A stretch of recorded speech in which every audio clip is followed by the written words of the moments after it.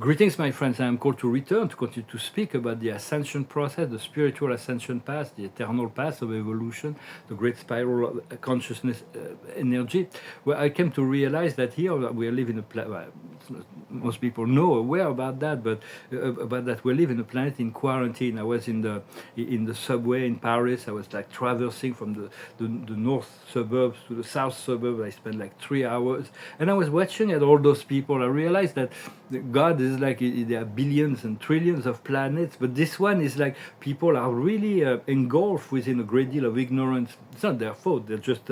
I realized that 90% of the people that live on the earth are very comfortable in the 3D drama of their life. They're not aware that there is anything else. So we will take.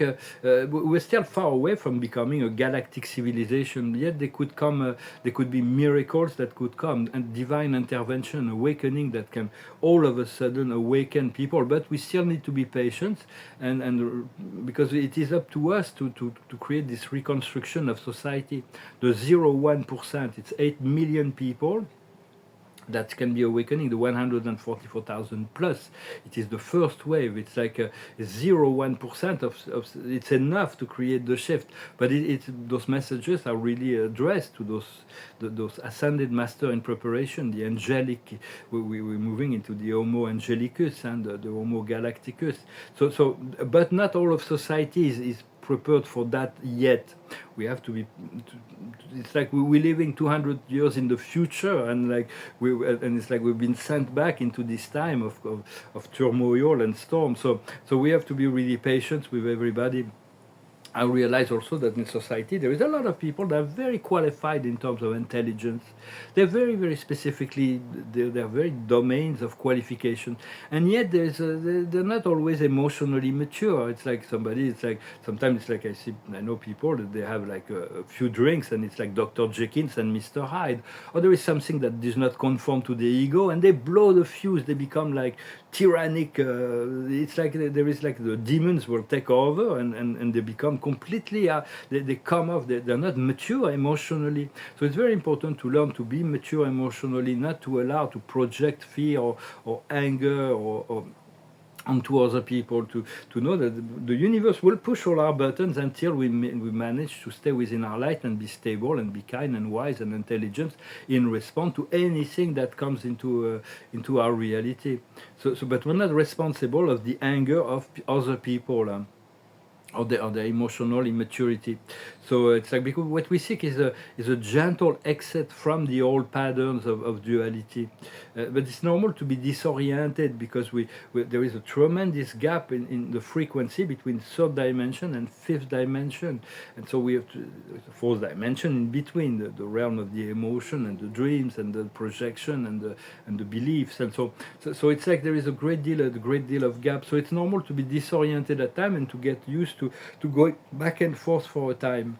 So it's very important to be transparent and authentic in relationship to ourselves and our higher guidance, realizing everybody's got an inner divinity, this got the inner light, and we have to recognize that within ourselves and others. The more we recognize it in others, the more it will be reflected back to us. So we have to accept and recognize the inner divinity. It is very important, because the goal is to bring our physical body into the higher planes, the higher dimension. For conscious ascension was never about that. It's about our consciousness. Immortality has nothing to do with the physical body. It's about reconnecting to the frequency of our eternal soul and spirit. So, but now it's a very strange experiment that we actually have to ascend our whole physicality. So we need to purify our body. It's important, although it's not always the most pleasant thing to do, but we are being assisted in that. There is all cellular crystallization that is going on unconsciously. So we also want to talk about the fact that when we pray, it's important to pray to ask God what we want. But when we supply, there is a supplication to God. It's like, I am nothing, you are everything, and I want you to give me what I don't have.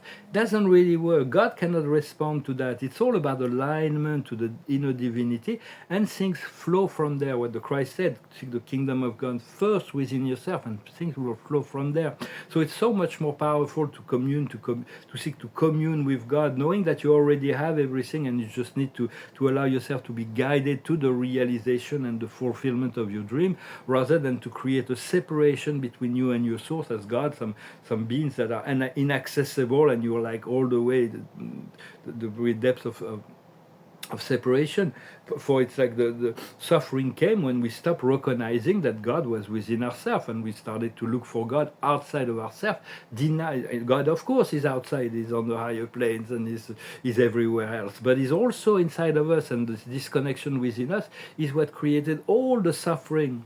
What Plotin, the philosopher Plotin, was trying to understand: if God is one, God is only good, how can we feel pain and suffering? Because we forgot that he's also within us. So it's about this reconnection, that because God's always been within us. And so the alignment with all that is within ourselves will assist us in moving within the flow, and within the flow that everything will flow from there. Huh? So it takes a while to decondition our mind, but all kinds of old karmic patterns are being dissolved right now. It's important to take conscious pauses before you have a drink of water. Just infuse your light, ask God or the angel to infuse light in your water, because before you eat, just take a pause and bring light and love into the food and be grateful. Take many pauses, and it's very important to pause and reconnect to divinity before we move into action. This will really assist until it becomes completely natural. So it's very important to be very detached, but not indifferent. For love cannot be indifferent to what traverses our consciousness. We always ask to respond with wisdom and compassion to what traverses our consciousness, yet we want to be detached from the lower dramas.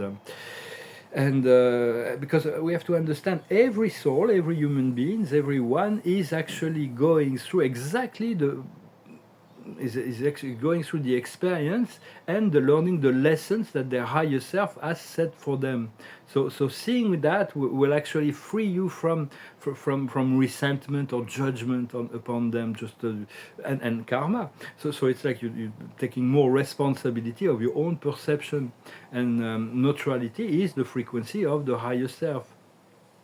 And for there is no judgment in relationship to all that is, but there needs to be a lot of discriminations, and to select what you allow to come through, to encounter your consciousness. There are certain things we don't have a choice. So it's about when it's a lower energy that traverses, because demons are still using, when human beings are subject to some very or like in doing all kinds of negative things, is because they're under the influence of astral entities. They have themselves to free themselves from that. We can assist them. It's bringing light into them, but they have the responsibility. They have call on their those. Everybody's got to deal with a demon, like Socrates said. If I believe in demon, that means I believe in God. He was accused of being an atheist. So no judgment, but eventually attuned to the grace and ease, so that synchronicity, sometimes there is synchronicity, we say, wow, that's magical, that's amazing, but eventually we become used to synchronicity and expect synchronicity, expect grace and ease, for the universe will rearrange itself to fulfill a highest desire, and for the highest good. And even when we are facing challenge and adversity, it is important to breathe, return to center, and return to hope, faith, and optimism as fast as possible.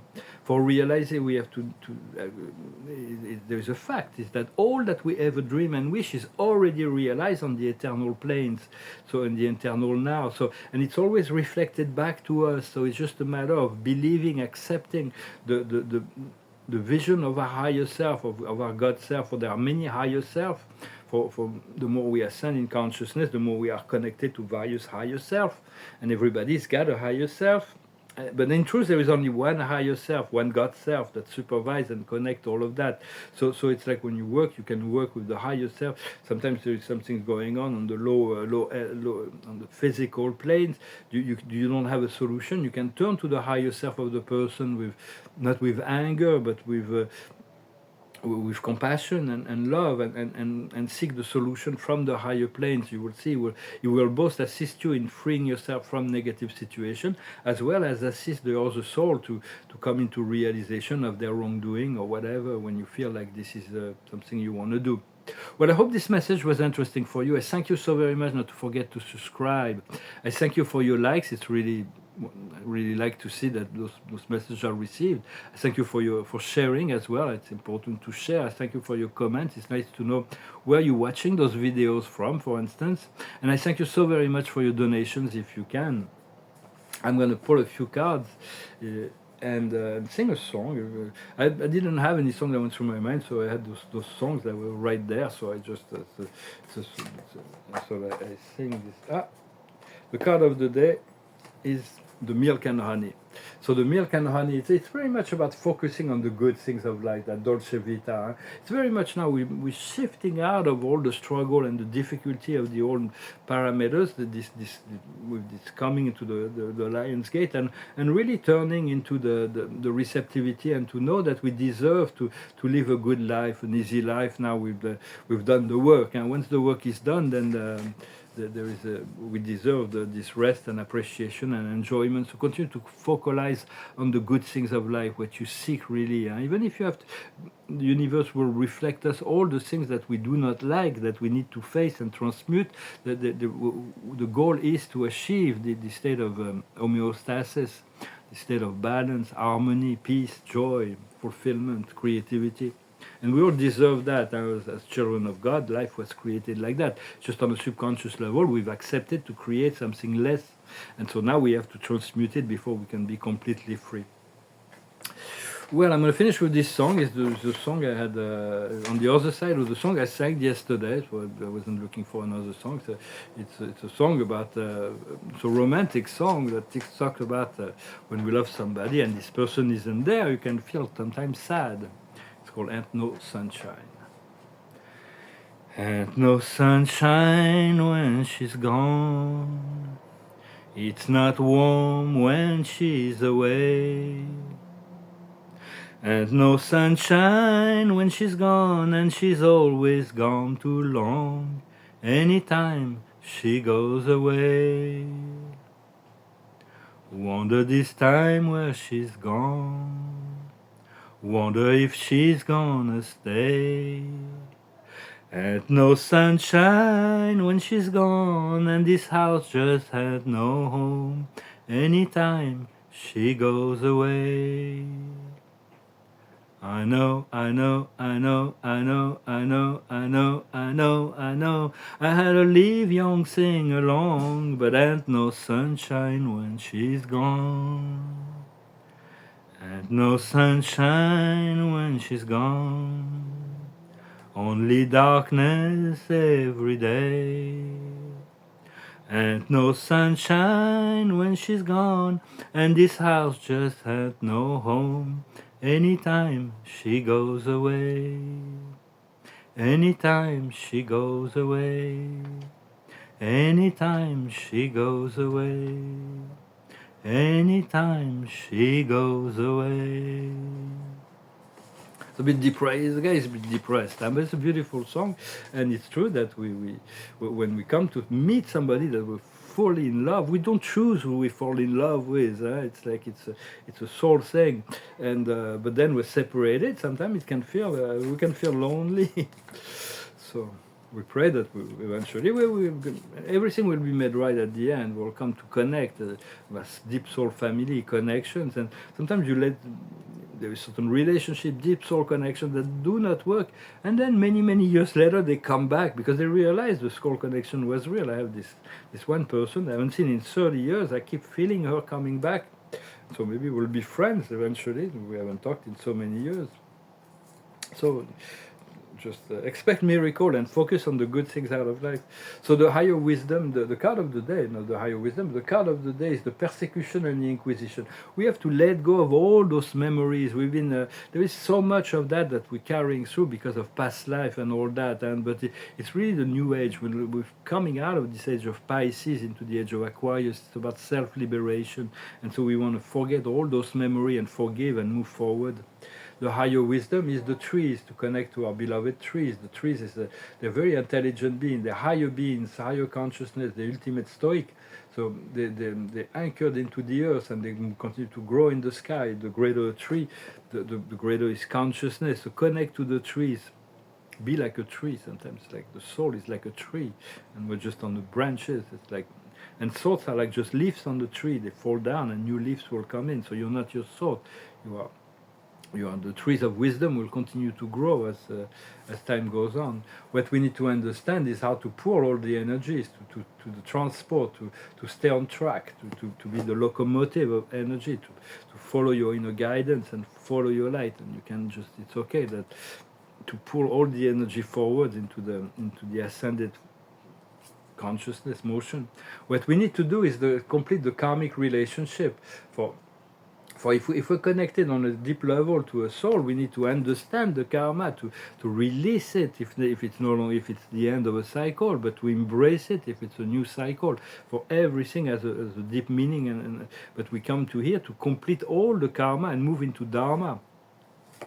Dharmic relationship, and the outcome is the anger. Is called anger and alimentation. It's about we need to find those things that nourish our soul, which is both on the physical level but also on the emotional level. It's a body of desire. We need to be very selective in relationship to what we choose to nourish ourselves with, and for that it's good to then the spirit is talking about abnegation. Abnegation is okay. We want to release all energies that talks about, because in the past we made vows of poverty, of celibacy, all of that, those are null and cancelled.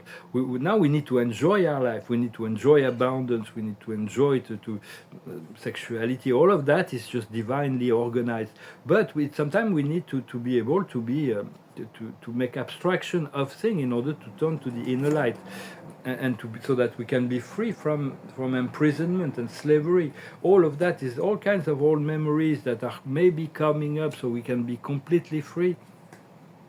And it's a biblical time. It's really there is a great deal of change that is coming. So just continue to focalize on the milk and honey, and know that all of if something comes up, it's something that needs to be released, and then turn back into hope, faith, optimism, and listen to your heart and soul that is presenting you the highest potential always. Well, my friends, I hope you're having a good day. I hope you enjoyed this message, and I'll talk to you later. Thank you very much. Namaste.